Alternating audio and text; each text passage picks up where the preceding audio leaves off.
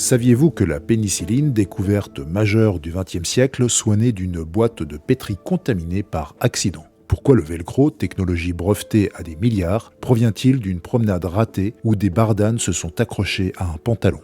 Quelle logique unit le four micro-ondes, inventé par un ingénieur dont la barre chocolatée a fondu près d'un magnétron, et le post-it, produit d'une colle ratée jugée trop faible? La réponse tient en un mot: la sérendipité. L'art de faire une découverte inattendue en cherchant autre chose. Or, nous sommes déjà entrés de plein pied dans une ère où l'erreur est traquée, éliminée, optimisée jusqu'à l'os par des systèmes d'intelligence artificielle qui promettent la perfection. Des algorithmes qui ne devinent pas, ne se trompent pas, n'improvisent pas. Alors, si l'IA nous débarrasse de l'erreur, nous débarrasse-t-elle aussi de la découverte? Et si notre dernier avantage compétitif face aux machines n'était pas notre efficacité, mais justement notre capacité assumée à nous tromper? Bonjour et bienvenue dans ce nouvel opus consacré à l'erreur stratégique ou comment votre imperfection pourrait bien devenir votre actif le plus précieux à l'ère de l'intelligence artificielle parfaite. Comprenons d'abord la nature qui se présente à nous. Les machines excellent dans un registre précis, l'exécution sans déviation. Leur trajectoire est calculée, leur marge d'erreur quasi nulle. C'est ce qui fait d'elles des outils extraordinaires et des innovateurs médiocres face à l'inconnu radical. Le problème ne tient pas dans une IA parfaite, mais dans le danger que nous importions sa logique dans nos organisations, dans nos stratégies et dans nos vies. C'est ce que j'appelle la contamination métrique. Cette tendance à croire que ce qui se mesure est ce qui compte. Et ce qui compte doit être optimisé, toujours plus, encore plus, et ce, jusqu'à l'absurde. L'économiste Charles Goodhart a formulé une loi devenue célèbre qui se résume ainsi. Quand une mesure devient une cible, elle cesse d'être une bonne mesure. Ce qui fait bondir les obsédés des KPI est pourtant bien démontré dans un exemple devenu canonique.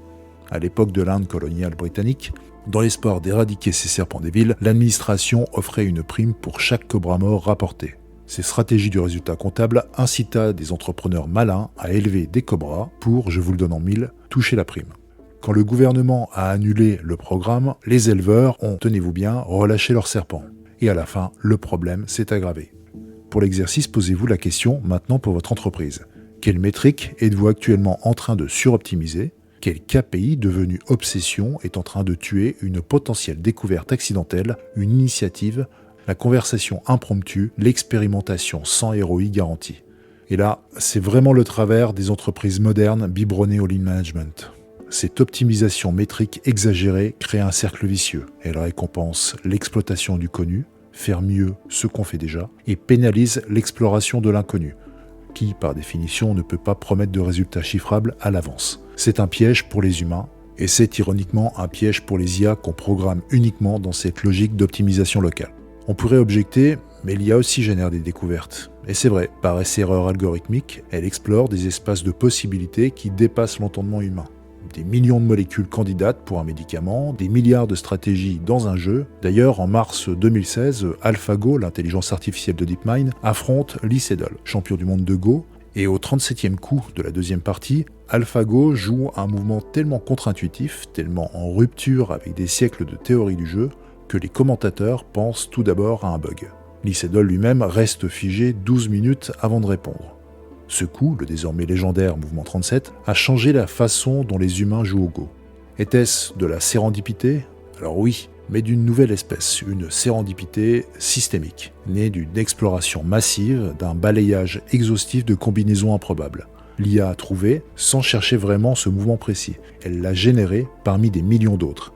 Mais, et c'est là que tout bascule, est-ce la même chose qu'un Fleming découvrant la pénicilline et comprenant immédiatement qu'un champignon qui tue des bactéries peut sauver des vies? Une étude récente de 2025 apporte un début de réponse. Des chercheurs ont soumis à l'IA et à des humains une tâche de créativité, celle de proposer des solutions pour protéger un œuf tombant de 10 mètres. Dans les résultats, l'IA, comme les humains, montre un biais de fixation.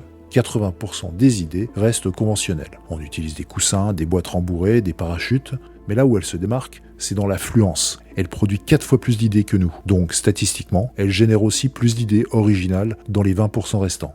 Son point faible, c'est l'évaluation. Elle ne sait pas laquelle de ces idées a du sens. Elle ne sait pas distinguer l'original pertinent de l'original absurde.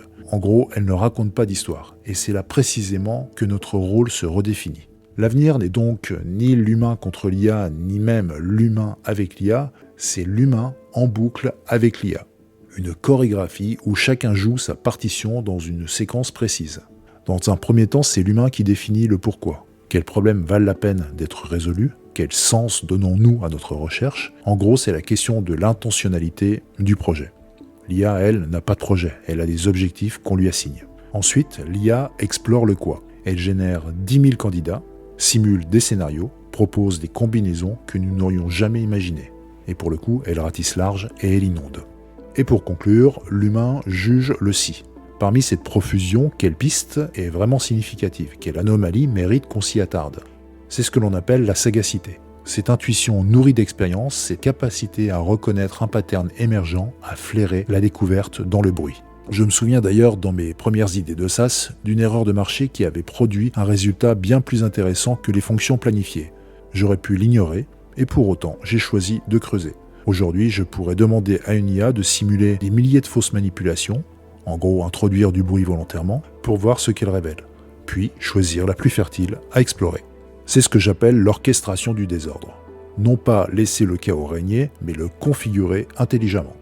En tant qu'entrepreneur, notre feuille de route face à l'IA n'est donc pas d'attendre à coder, c'est de cultiver 3 qualités stratégiques. Dans un premier temps, c'est de résister à la pression de la métrique unique. Créez donc dans votre organisation des espaces protégés, allouer du temps, du budget, de la permission culturelle pour l'expérimentation sans garantie de ROI immédiat. Google d'ailleurs avait ses 20% de temps libre. Et vous, de votre côté, je vous interroge, qu'avez-vous? Ensuite, aiguisez votre capacité et celle de vos équipes à repérer dans un flux de données, de propositions, d'anomalies, la piste qui raconte une histoire un peu nouvelle. C'est une compétence qui se travaille avec des expositions à des domaines variés, culture de la curiosité, exercice du regard oblique. Enfin, on pourrait savoir comment configurer nos outils d'IA pour qu'ils explorent en introduisant du bruit, des contraintes adverses, des combinaisons improbables, plutôt qu'ils n'optimisent aveuglément une fonction standard. Alors, résumons. Nous vivons dans une époque où les machines deviennent excellentes à exécuter, à optimiser, à ne pas dévier. Leur perfection est redoutable dans les tâches définies. Mais la prochaine rupture, le prochain marché à créer, la prochaine découverte qui changera la donne, ne viendra pas d'une optimisation. Elle viendra probablement d'un accident fertile, d'une erreur interprétée avec sagacité, d'un détour inattendu. La sérendipité du futur sera intentionnelle. Elle ne viendra pas seulement d'une boîte de pétri oubliée ou d'une colle ratée, elle naîtra du choc fécond entre une intelligence artificielle que vous aurez poussée à générer de l'inattendu et une intelligence humaine, la vôtre, préparée à y donner du sens, à y reconnaître la promesse. Notre avantage compétitif finalement, c'est de pouvoir choisir de ne pas être parfait. C'est de revendiquer l'erreur stratégique comme un outil, pas comme un échec. De cultiver le désordre organisé, de protéger l'espace où l'on cherche sans savoir quoi. Alors, fuyez les obsédés du contrôle qui veulent faire de vous des automates corvéables et prédictibles. Ce faisant, ils ruinent vos chances de résilience dans le monde de demain. Alors, concrètement, que faites-vous demain matin?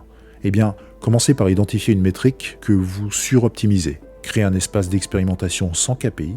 Configurez vos outils pour explorer, pas seulement exploiter. Et surtout, réapprenez à vous tromper, mais à vous tromper stratégiquement. Parce que dans un monde où tout le monde cherche la perfection algorithmique, celui qui maîtrise l'art de l'imperfection fertile est celui qui découvre ce que personne d'autre ne cherchait.